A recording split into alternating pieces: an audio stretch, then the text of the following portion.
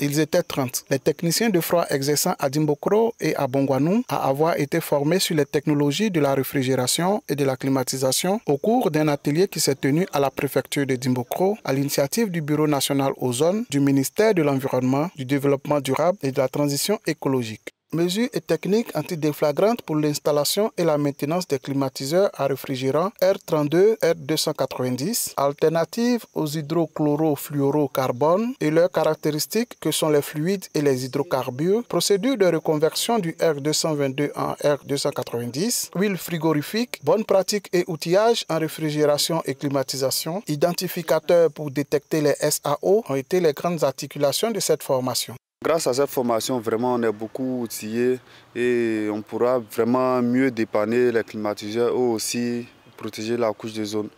En tout cas, j'ai trouvé cette formation bonne par rapport à la couche d'ozone et que ça concerne le froid. Quelles sont les précautions qu'il faut prendre pour pouvoir éviter de polluer l'atmosphère? Pour la coordonnatrice nationale par intérim du projet Ozone, la formation est le socle de la lutte contre la détérioration de la couche d'ozone. La technologie évolue. Aujourd'hui, en matière de froid, si tu ne te formes pas, tu seras toujours en arrière. C'est-à-dire que tu as des pratiques caduques et tu ne peux pas avancer, tu ne peux pas évoluer. Avec les nouveaux gaz, il faut être formé, surtout que ces gaz, il y a certains de ces gaz qui sont inflammables.